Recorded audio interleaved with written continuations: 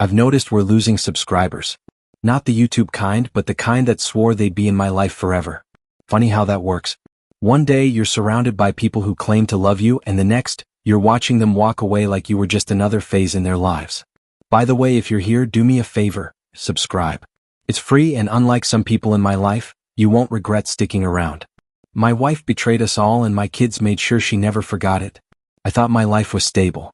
A loving wife, 2 wonderful kids, and a peaceful home in the countryside. But I was wrong. So wrong. It all started with a rabbit. A few days ago, my kids found a small bunny in the yard. Their little hands clutched it as they ran inside, eyes full of hope, begging to keep it. But we already had pets, and I knew a wild rabbit wouldn't survive with us. I gently explained that it needed to return home to its family. My kids, though heartbroken, agreed to let it go. Since I was busy with work, I asked my wife to release the rabbit in the thorn bushes at the far end of our land, the safest place, away from predators. It was a simple request. A logical one.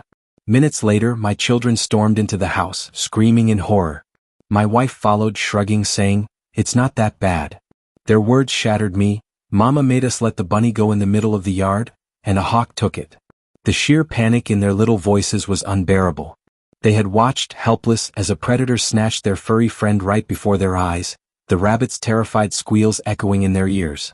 I turned to my wife, my voice steady but sharp. "Why didn't you listen to me?" She scoffed. "It's just a rabbit. They'll get over it." But they didn't.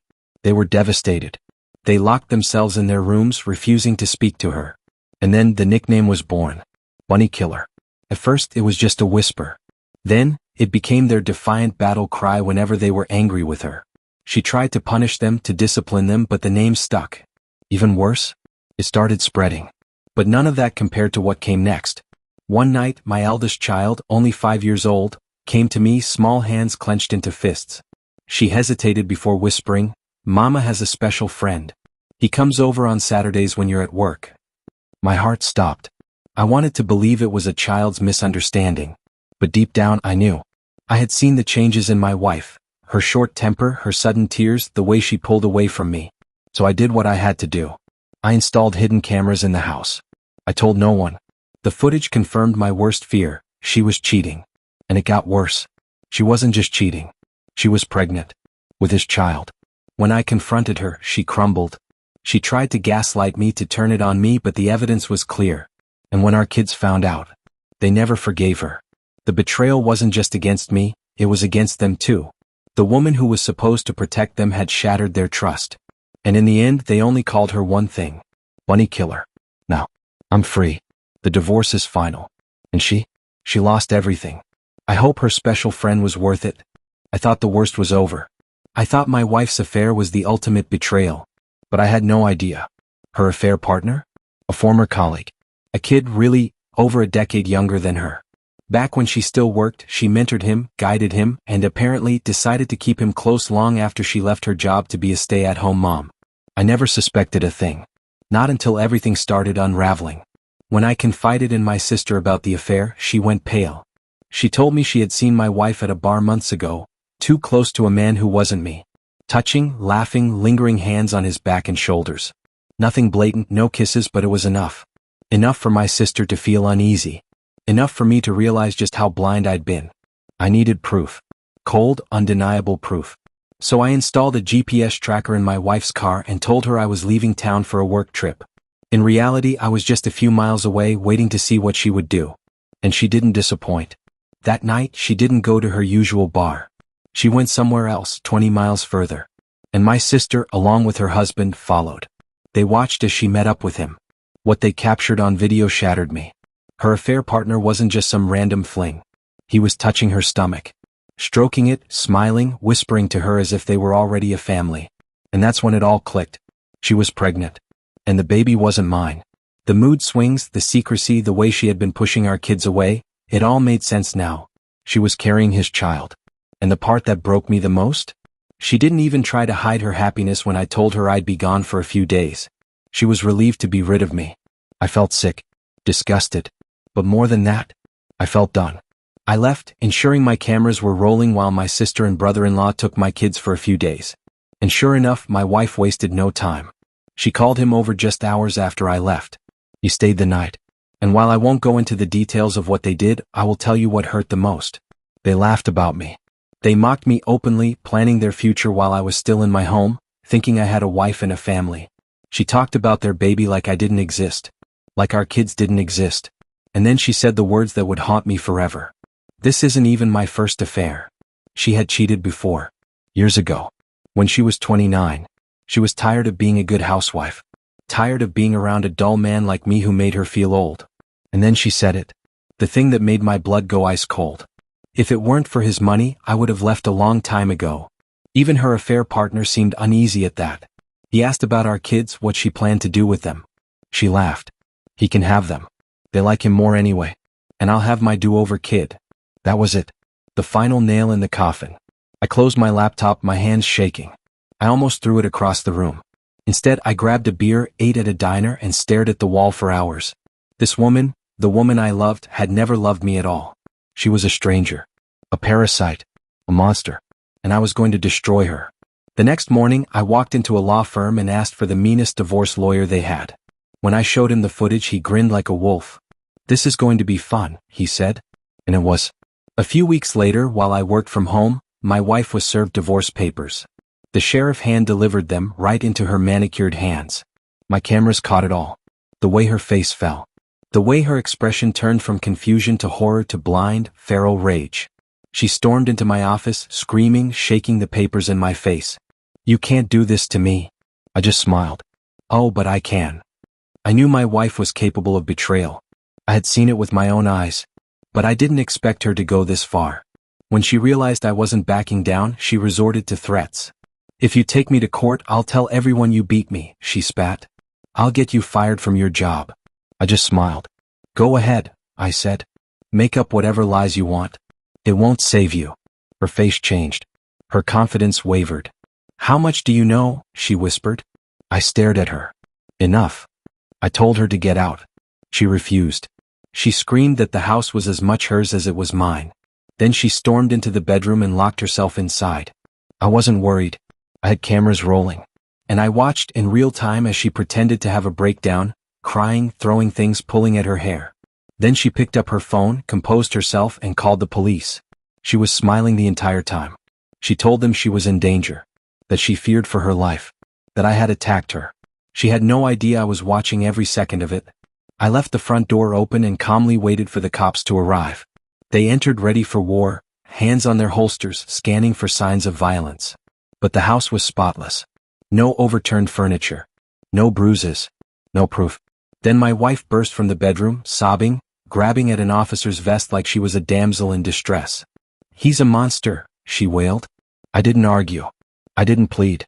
I simply turned to the officers and said, "Would you like to see something?" They hesitated. Then nodded.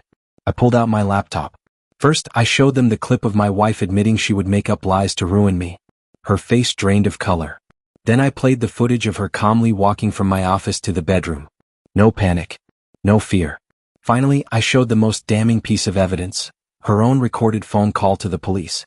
Every single word. The cops turned to look at her. Her mouth opened and closed. She tried to argue, to twist the story, but it was over. She was the one in handcuffs. As they dragged her away, she sobbed like a child. I just sat there shaking my head.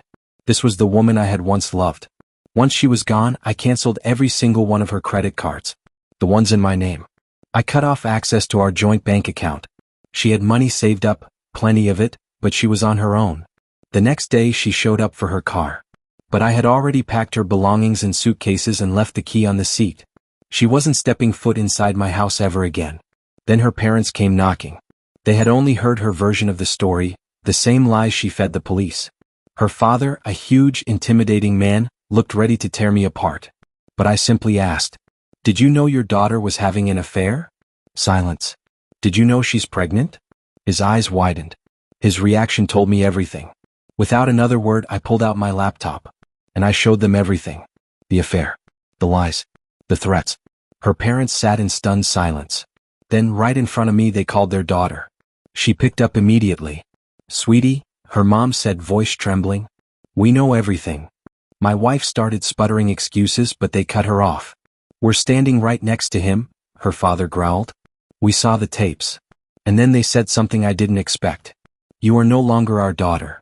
They disowned her. Right then and there. The call ended. She tried calling them back. They ignored her. And when they returned home, they found she had trashed their house in a fit of rage before leaving. My ex-mother-in-law was in tears. I still consider my ex-in-laws family. They still see their grandchildren. But my ex-wife? She's dead to all of us. A few days later, she came back with AP to collect the rest of her things. He wouldn't even enter the house. And she refused to look me in the eye. She knew. She lost. The final battle begins. While my wife was still packing up the last of her belongings, my brother-in-law kept a close eye on AP from the window, just in case. Then the kids came home. She didn't even look at them. Our youngest cried for her, reaching out with tiny hands, but she ignored him. She just kept shoving clothes into her bags like they didn't exist. Before leaving, she made sure to get one last jab in. She tore our wedding photos from the walls and hurled them onto the floor, shattering the glass. She stared at me while doing it, waiting for a reaction. I gave her nothing. Realizing she wouldn't get the satisfaction she wanted, she collected the last of her bags and walked out the door. After she was gone, reality hit me. I couldn't care for my kids alone. I had no reliable childcare and I couldn't afford to take too much time off work. So I called my elderly mother. She came immediately. At the same time, I scheduled DNA tests. I had no doubt my children were mine, but after everything, I had to be sure. The results came in. Both of my kids were mine. I also got tested for STIs, thankfully negative. The desperate offer. About a week later, my wife arrived at my door again. But this time she wasn't angry. She was negotiating. If we both agreed to a clean divorce, she said, we split everything 50-50ths. I almost laughed in her face. She really thought I was that stupid. I refused. She argued, tried to reason, but then she admitted something. She had looked into the actual laws and realized they weren't on her side. We had met, married, and built our life in a state where adultery had consequences. She knew she was going to lose big unless I agreed to settle. I just shook my head. You betrayed me. You betrayed our kids. You betrayed your own parents. Everyone. Then I slammed the door in her face. She walked away silently. The divorce battle. Months later, we faced each other in court. By then, she was very visibly pregnant. But AP? Nowhere to be found. She tried to lie to the judge, of course, but I came prepared. Every single time she opened her mouth, I played a video proving her wrong. She was done. So she switched tactics. She started stalling. She refused to cooperate, dragged out negotiations, and made insane demands. She wanted half my savings, a huge list of my personal assets, for me to buy out her half of the house, despite never paying into it. Meanwhile, I was fighting for full custody and removal of her name from the house deed. She kept trying to manipulate the system, but the system wasn't on her side. This is an at-fault state. She cheated. She tried to frame me. And the court saw everything. In the end, she lost everything. She walked away with only her personal belongings. A fair financial settlement, considering the circumstances. The car I had previously bought her, I signed over the title without hesitation. But most importantly, I got full custody. She hadn't once tried to contact our kids during the divorce. Not once. So the judge gave them to me entirely. The house is now fully mine. And I am completely free of her. The aftermath. Even after the divorce, she still tried to spread lies about me. But my sister made sure everyone knew the truth. Once our mutual friends saw the evidence, they cut her off immediately. She and AP left town together. I don't know where they went. I don't care. For all I know, they sent them to freeze in Greenland. By now, she's probably had her do-over baby. I hope it was worth it. This isn't the kind of story I ever expected to share. I just started out talking about my wife releasing a bunny where a hawk could catch it. But maybe, in the end, I was the hawk. The final blow. A divorce like this? It's a battlefield. It's like having a signed prenup against you, except you never agreed to one. But when I said I hired the meanest lawyer in town, I meant it. The man was a bear and a shark combined. My ex-wife walked away with a $660,000 settlement. The car I bought her 2 years ago for $50,000, completely paid off, title signed over. She could have had partial custody of our kids. But then the court saw the video. The one where she said, on camera, that she didn't care about them anymore. After that, she didn't even bother fighting for them. She just gave up. Signed away all parental rights without hesitation. Not out of love. Not out of guilt. Just because she wasn't getting her way. Her final desperate move. If you think the cops wouldn't have arrested her for lying, think again. This state doesn't mess around. She tried to paint me as a wife beater. She put on a psychotic smirk in court as she told the lie. But the police here? They don't play games. If the judge had believed her even for a second, I could have been arrested on the spot. But I had proof. Video. Witnesses. Everything. Her lies fell apart. And with that, she lost everything. The aftermath. Now she's gone. Out of my house. Out of my life. Out of our children's lives. Where is she? I don't know. I don't care. She could be freezing in Greenland for all I care. As for AP? He wasn't fired, just transferred. To where? Again, don't care. By now, my ex has probably had her do-over baby. I hope it was worth it. My own battle. But just because I won legally doesn't mean I won mentally. This whole thing has wrecked me. The betrayal. The lies. The gaslighting. And the worst part? My stepfather murdered my mother. Then took his own life. This entire nightmare has left me overwhelmed. Lost. I should be celebrating my freedom. But instead, I feel like I'm standing in the ruins of the life I thought I had. I don't know where I go from here. But one thing is certain. She's gone. And I will never let someone like her destroy me again. If there's one thing you take away from my story, let it be this. Small blue diamond, pay attention to red flags. Love can blind you, but the truth is always there. You just have to be willing to see it. Small blue diamond, protect yourself legally. Keep records, document everything, and never underestimate how far someone will go to manipulate the situation. Small blue diamond, know your worth. No one deserves to be lied to, betrayed, or discarded like nothing. If someone shows you who they really are, believe them the first time. Small blue diamond, walk away from what no longer serves you. It might hurt. It might feel like you're losing everything. But in reality, you're setting yourself free. This was my journey, but I know I'm not alone. Has this story resonated with you? Have you experienced betrayal, gaslighting, or a toxic relationship? Share your thoughts in the comments. Like if this story hit home. Share it with someone who needs to hear it. Because at the end of the day, we learn, we grow, and we move forward, stronger than before.